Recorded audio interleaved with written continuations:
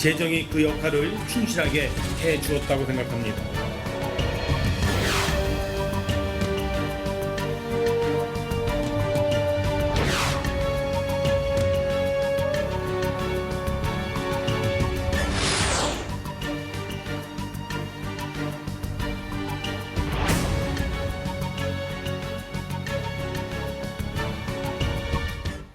네, 지난해 우리나라 경제 성장률이 2%로 집계됐습니다. 정부는 시장의 심리적 마지노선인 2%를 지켜내서 선방했다 이렇게 평가를 했지만 정부가 막대한 재정을 쏟아부은 결과치고는 너무 초라한 성장 아니냐, 턱걸이 성장이다 하는 평도 나오고 있습니다.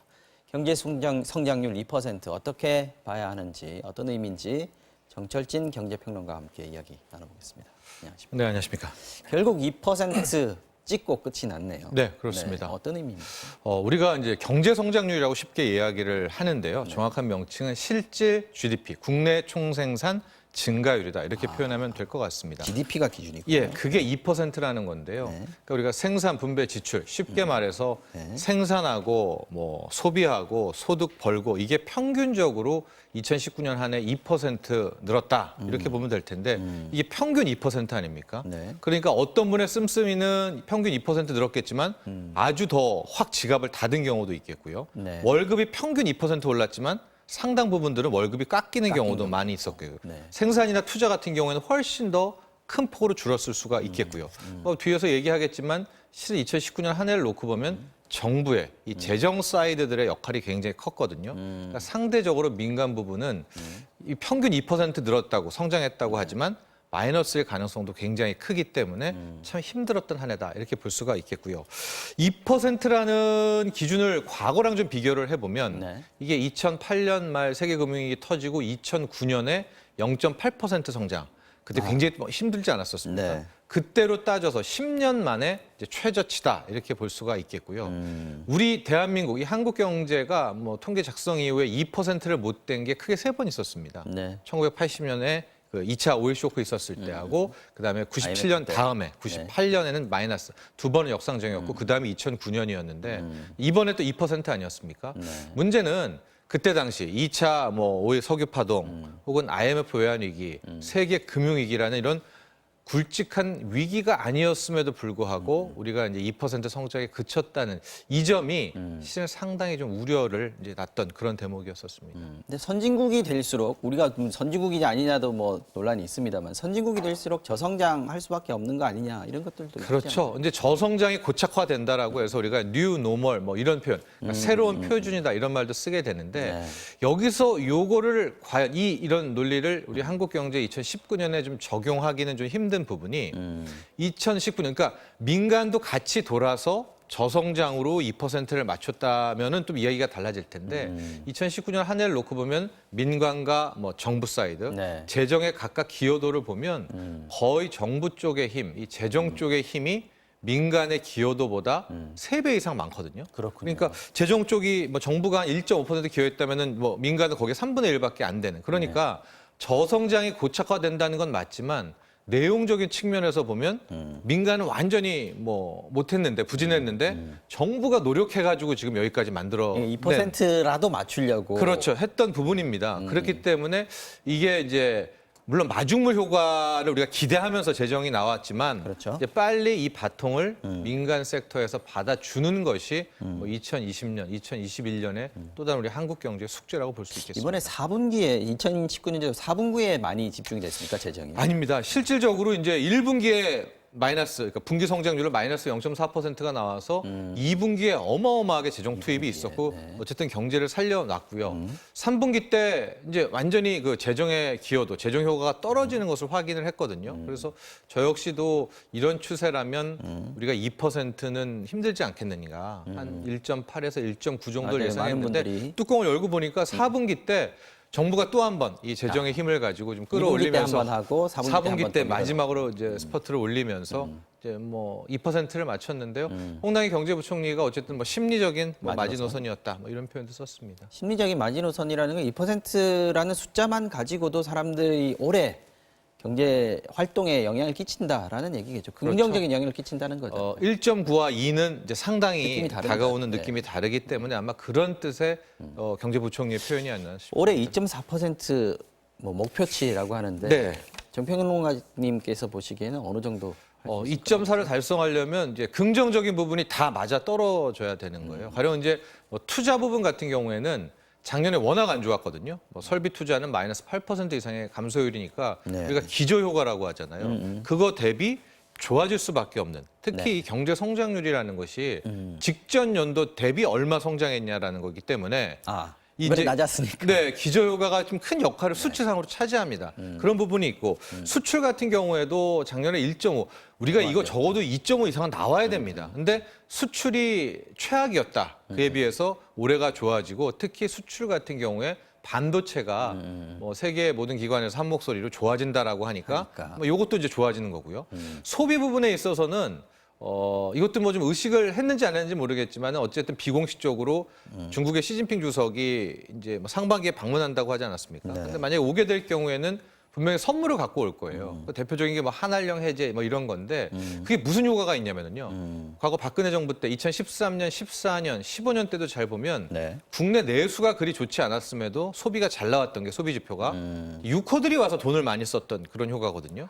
그렇다면 유커가 다시 오면 소비도 좋아질 수 있겠다. 아마 이런 모든 것들의 긍정적인 부분을 감안해서 떨어졌을 때 2.4%. 이제 2.4%를 달성이라고 얘기를 했는데 문제는 이 중에 하나라도 바로 반도체가 기대만큼 회복이 안 된다든가 소비가 원하는 만큼 안 된다든가 특히 이제 중국발 지금 신종 코로나 바이러스 이런 것들이 또 곁들이게 되면 정부의 이런 긍정적인 것의 시나리오에 조금은 어떤 태클이 들어올 수도 있겠습니다. 알겠습니다. 경제가 심리라고 또 하니까 또 이런 목표를 또 얼마나 잘 설정하는가 또 중요할 것 같습니다. 다음 이슈로 넘어가 보겠습니다. 중국 우한 처음 발생했던 신종 코로나 바이러스 우한 폐렴 급속도로 확산되고 있죠. 사망자, 확진자 지금 급격하게 계속 날이 바뀔수록 늘어나고 있습니다. 중국 정부는 우한시의 교통망을 폐쇄했습니다. 사실상 도시 봉쇄에 들어갔다 이런 얘기들도 나오고 있고요. 국제보건기구 WHO는 국제적인 비상사태 선포 여부도 논의하겠다. 이렇게 나오고 있습니다. 자, 오늘은 경제에 어떻게 영향을 미칠 것인가 하는 부분부터 하는 부분을 좀 집중적으로 알아보겠습니다. 사스 때보다 더 영향을 미칠 것이다. 네. 이런 얘기가 나옵니까? 우리가 앞서 이제 경제 성장률 2.4%를 이야기하지 않았었습니까? 네. 거기에 첫 번째 아마 뭐 충격 이게 파가 다가왔다 이렇게 볼 수가 있을 것 같은데요. 이제 신종 코로나 바이러스 우리가 가장 유사한 질병으로 좀 비교를 해볼 대목이 2003년에 사스를 생각해 볼 수가 있겠습니다. 사스 같은 경우에 이제 당시를 제가 좀 기억을 더듬어 보면 그때 저도 취재 기자 시절이어서 2002년 월드컵을 우리가 한창 진짜 뜨거웠었잖아요. 그리고 2002년이 다 가는 무렵에 11월 말에 12월 때 이제 이 사스가 시작이 됐고요. 2003년 한 해가 정말 사스 때문에 뭐 전 세계적으로 한국 경제도 마찬가지였고 힘들었고 이제 2004년 1월에 아마 본격적으로 이제 사스가 끝났다 선언을 했었을 것 같은데 지금 이제 1차적인 모멘텀은 과연 내일 세계보건기구가 이번에 이 신종 코로나 바이러스를 국제적인 비상사태로 선포하느냐 안 하느냐가 굉장히 중요한 그런 단계입니다. 그래서 만에 하나 뭐 국제적 비상사태를 선포하게 된다면 단기적으로는 일단은 금융시장이라든가 이런 자산시장에 영향을 미치게 되겠고 이게 단기에 못 잡을 경우에는 경제 성장률 자체를 끌어내릴 뭐 그럴 악재이기도 한데요. 사스 때를 보면은 거의 1%포인트 넘게 이 사스가 끌어내렸거든요. 사스만 가지고요. 그렇기 때문에 이것이 과연 단기에 잡히느냐, 더 확산되느냐, 아주 굉장히 중요한 기로에 서 있다고 볼 수 있겠습니다. 이번에는 중국에서 왔습니다. 네.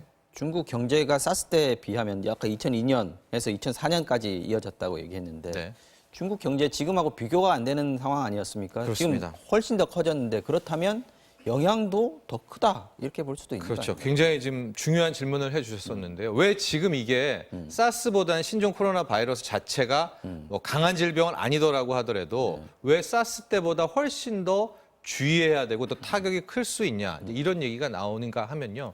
사스 때만 해도 중국 경제 즉 2003년만 해도 전체 세계에서 차지하는 비중이 채 5%도 안 됐습니다. 뭐 그때는 교육이라든가 GDP라든가 다 합쳐서요. 근데 지금은 G2잖아요. 예, G2고 거의 15%, 뭐 크게 잡아서는 16%까지도 차지하는 GDP라든가요, 아니면 교육 비중이라든가 이런 상황에서 지금 뭐 스위스, UBS 등등 나오는 중국 경제가 이게 더 커질 경우에는 소매, 관광, 유통, 아예 생산까지도 다 일순간 뭐 충격을 받을 수 있다라고 한다면 이게 벌써 세계 경제의 15% 이상을 차지하는 이 경제가 흔들릴 수 있다는 얘기 아니겠습니까? 네. 그러니까 과거 사스 때보다도 훨씬 클 수 있다는 얘기가 나오고요. 지금 1,100만 인구 우한이 지금 봉쇄가 됐다. 봉쇄가 됐다라고 하면 하고, 중국 내에서는 확실하게 예. 지금 영향이 클 것이고. 그리고 이제 일단은 아직까지 더 추이도 봐야 되고요. 네네. 뭐 중장기적인 영향은 이제 시작일 아니니까요. 수도 있어요. 단기적으로는 주식 시장에 좀 먼저 반응하고 있는 것 같고요. 어떻습니까? 오늘 상해 종합 지수는 거의 이제 폭락세, 뭐 2%, 3% 하락을 하고 있고 네. 오늘 우리 증시가 빠지는 이유도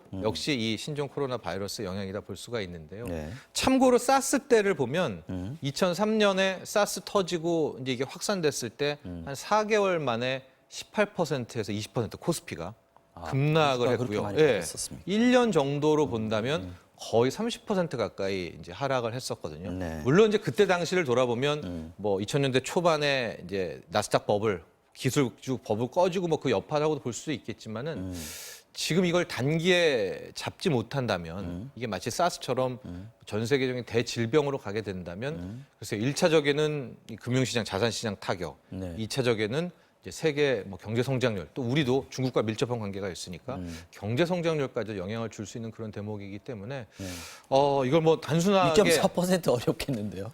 그러니까 일단 내일 봐야 되죠. 예, 일단 내일 과연 이걸 국제적 비상사태로 선포를 하는지 어제 같은 경우에는 좀 논의를 하다가 네. 이제 재논의의 필요성이 있다라고 해서 일단 보류를 했거든요. 이걸 봐야 될 것 같고요.